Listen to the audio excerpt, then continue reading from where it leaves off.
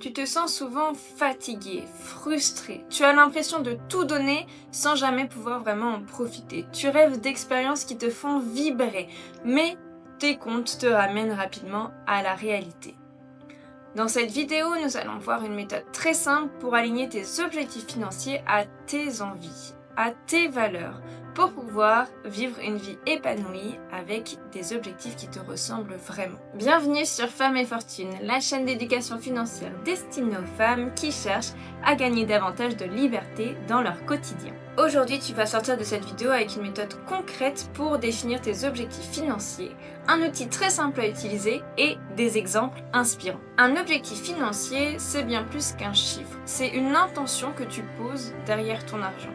C'est quelque chose qui va donner du sens à tous tes efforts, que ce soit à ton épargne, à un choix de carrière ou à tes investissements. Quand tu sais pourquoi tu économises, cela devient beaucoup plus facile de dire non à un achat impulsif et oui à ton avenir. David Bach, l'auteur de Smart Couples Finish Rich, nous pousse à chercher le coût de la réalisation de nos objectifs. En effet, les gens ne deviennent pas riches par hasard. Ils ont un plan, un projet, une vision. Et David Bach nous propose un outil très simple sur lequel nous allons nous appuyer aujourd'hui pour pouvoir définir nos objectifs financiers de manière assez précise, une sorte de tableau de vie, de projet de vie. Avant de t'intéresser à ce qui compte pour toi financièrement, il va falloir que tu réfléchisses à ce qui compte pour toi dans la vie. Donc il va falloir que tu trouves les 3 à 5 valeurs qui comptent le plus pour toi aujourd'hui. Pour t'aider, j'ai mentionné dans le Notion que j'ai préparé pour cette vidéo la plupart des valeurs qui ont été décrites par les femmes, celles qui comptent le plus pour elles. Il y en a à peu près une vingtaine. Donc par exemple, peut-être que pour toi dans la vie, ce qui compte le plus, c'est ta créativité, la famille, la liberté, la sécurité, peut-être la fidélité ou la loyauté, la solidarité, ta santé, l'égalité, la qualité de vie, la musicalité. Et donc à partir de ce moment-là, tu vas pouvoir compléter la première colonne du tableau principal que j'ai préparé. Donc dans le premier tableau, il y a mes valeurs et tu vas noter 3 à 5 valeurs qui comptent réellement pour toi. Pourquoi écrire ces 3 à 5 valeurs? Pourquoi y réfléchir? Tout simplement parce que si tes objectifs financiers sont liés à tes valeurs fondamentales, donc un peu ton essence, qui fait de toi ce que tu es, tu vas être d'autant plus motivé, d'autant plus engagé et surtout, tu vas avoir une vie qui te ressemble sans avoir de friction, sans avoir de conflit intérieur. Ça va t'éviter certaines peines, certaines frustrations puisque tes choix sont assumés, réfléchis et alignés dans le bon sens et dans ta continuité avec ta personnalité.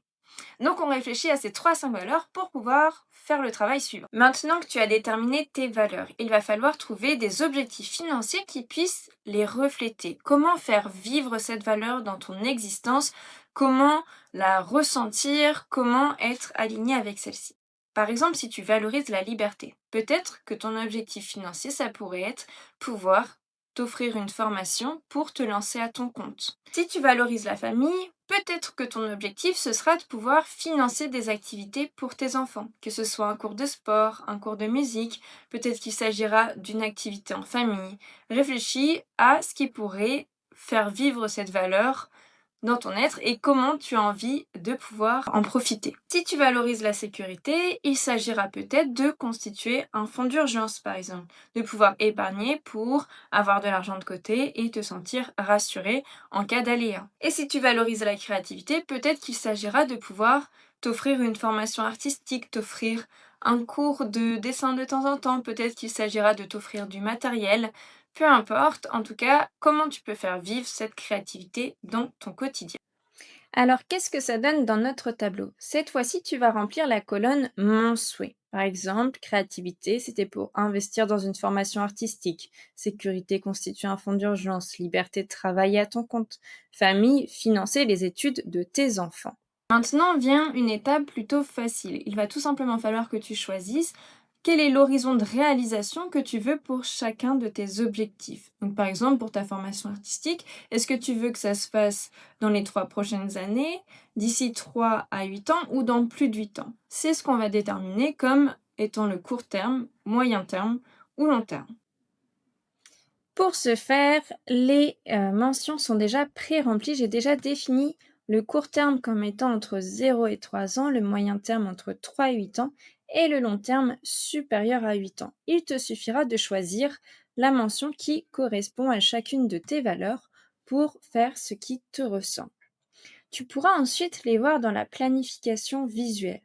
Dans la planification visuelle, automatiquement, tes objectifs vont être rangés dans l'ordre d'exécution. Non pas qu'il faille délaisser ton objectif supérieur à 8 ans aujourd'hui et uniquement privilégier le court terme, mais tu pourras te rendre compte que peut-être il faut prioriser certaines choses de ce côté-là et qu'ici tu as plus de temps pour pouvoir réaliser ton objectif. Cette classification t'aide surtout à avoir une vision claire de tes objectifs, pouvoir distinguer ce qui correspond à des besoins immédiats et donc peut-être urgents, et ce qui correspond davantage à des projets de vie, donc des choses que tu vas construire sur le long terme, que tu vas avoir le temps de faire mûrir, grandir, évoluer. Maintenant que tu as une meilleure idée des valeurs qui te portent, de la façon dont tu veux les réaliser dans ta vie, et aussi du temps global dans lequel tu veux l'exécuter, il va falloir rendre ton objectif plus spécifique et mesurable. Pourquoi? Tout simplement pour que tu puisses y apposer des actions concrètes et passer à l'action directement. Donc je vais te demander de les spécifier à la fois en temps, en montant et également savoir pourquoi par rapport à ta valeur tu veux le faire. Par exemple, au lieu de rester vague en disant je veux plus de sécurité financière. D'accord. Et donc, tu vas plutôt dire, je veux économiser 3 000 € pour un fonds d'urgence d'ici la fin d'année. Tu sais le montant, tu sais pourquoi, et tu sais d'ici combien de temps tu dois le réaliser. Donc, pour cette étape-là, j'ai utilisé plusieurs colonnes dans mon tableau, parce qu'il fallait détailler. On doit d'abord spécifier l'objectif. Il s'agissait d'investir une formation artistique, maintenant ça peut devenir payer 2 cours par mois. Payer 2 cours par mois me coûterait environ 100 €. La date limite, je la fixe au 5 juillet 2025. Et pourquoi je veux réaliser ça? Tout simplement pour m'accorder plus de temps pour développer ma créativité. Pour constituer un fonds d'urgence, il pourrait s'agir d'avoir un fonds d'urgence équivalent à 6 mois de dépenses. Après avoir fait mon budget, je sais que ça équivaut à 9 000 €. La date limite pour le réaliser étant le 15 décembre 2025. Et pourquoi je souhaite le réaliser? Tout simplement pour avoir l'esprit tranquille face aux imprévus et assurer ma sécurité financière. Pour ce qui était de la liberté, j'avais proposé de travailler à mon compte. Pour ça, il faut que je puisse me constituer un fonds de démarrage pour le matériel, les assurances, le site, le logo. Et j'ai estimé que cela me coûterait environ 12 000 €. J'ai besoin de le réaliser d'ici le 1er septembre 2028. Et pourquoi je souhaite faire ça? Tout simplement pour pouvoir travailler avec des horaires qui me correspondent. Enfin, j'avais la valeur famille, avec financer les études de mes enfants. Pour cela correspond à financer le logement, mais aussi la nourriture, les frais de scolarité, le matériel nécessaire à 2 étudiants pendant au moins 3 ans. J'ai estimé que cela aurait la valeur de 70 000 €. L'horizon d'attente de réalisation est plus loin puisqu'il s'agit du 30 septembre 2035. Et pourquoi je souhaite réaliser ça? Tout simplement pour pouvoir offrir à mes enfants une éducation alignée avec mes valeurs, pouvoir leur offrir des opportunités et bien sûr du confort. Donc une fois que j'ai réalisé dans mon tableau l'ensemble des étapes, j'ai des objectifs qui sont très très clairs et sur lesquels je vais pouvoir m'appuyer pour pouvoir définir une stratégie financière. Pour garder tes objectifs en tête, je te conseille bien sûr de créer un tableau visuel, que ce soit papier ou numérique. Tu peux bien évidemment utiliser celui que je viens de te présenter dans la vidéo, le lien est en description directement. Il va bien sûr falloir que tu listes tous tes objectifs, tes délais, les montants, que tout soit précis. Mais tu peux bien sûr ajouter également des images, une sorte de mood board qui pourrait davantage te parler, te motiver. Il faut que cet outil-là soit clair, mais à la fois motivant. Donc n'hésite pas à le faire à ta façon, le but étant de pouvoir y revenir mois après mois pour être sûr que ta stratégie financière soit bien alignée. En effet, chaque mois, tu pourras te poser la question, quelle action concrète je peux mener pour pouvoir me rapprocher de mon objectif, tout en restant bien évidemment toujours aligné avec tes valeurs. En attendant, il va falloir réfléchir à l'action que tu vas mener dans les prochaines 48 heures. Pourquoi je te demande d'y réfléchir? Tout simplement pour te mettre en mouvement. Il est très important que tu te mettes maintenant en mouvement, ne serait-ce que pour avoir potentiellement 90% de chances en plus de réaliser tes objectifs. Sinon, tu en as sans doute conscience, ce sera une énième feuille laissée de côté, un énième document jamais réouvert, et toute ta réflexion, même si elle peut être très aboutie, très réfléchie, si tu ne poses pas d'action derrière, on sait bien que tes objectifs vont être laissés tels quels. Qu'est-ce que ça donne dans notre tableau? Ça donne la colonne action dans les 48 heures. J'ai aussi rajouté des bonus avec prochaine étape et ressources nécessaires.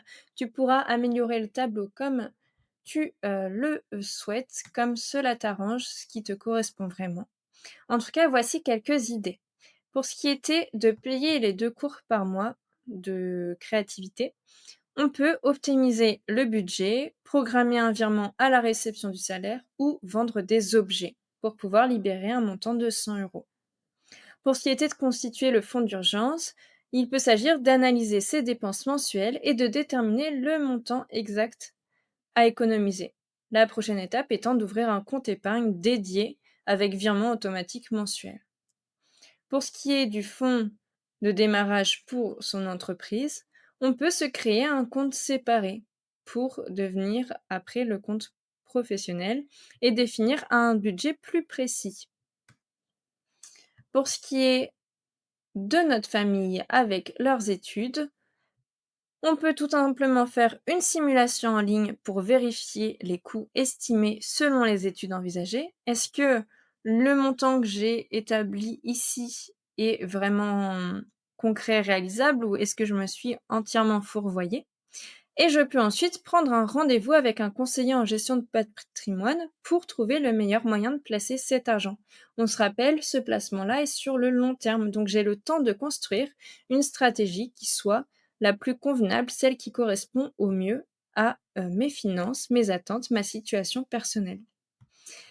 On peut utiliser certaines ressources, comme tout simplement nos carnets, nos comptes épargne, applications, le tableau de suivi budgétaire, des personnes modèles dans le domaine souhaité, comme pour la nouvelle entreprise, ou bien tout simplement son ordinateur, un conseiller en gestion de patrimoine.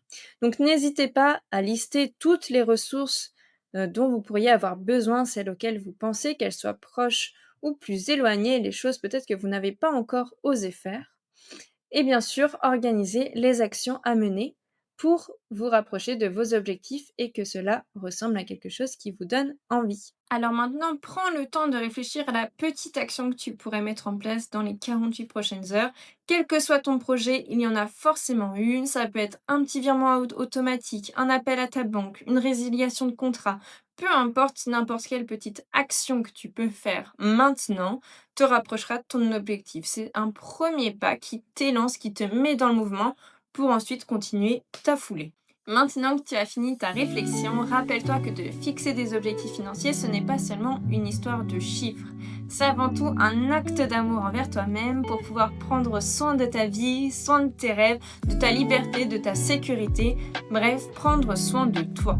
Quand tu alignes ton argent avec ce qui compte vraiment pour toi, tu te donnes la force de continuer d'avancer même dans les moments de doute. Chaque petit pas, chaque effort est une victoire qui te rapproche de la femme que tu souhaites devenir. Si cette vidéo t'a donné envie de passer à l'action, commence par écrire en commentaire le premier objectif que tu souhaites réaliser et éventuellement l'action auquel tu as réfléchi à mettre en place dans les 48 prochaines heures.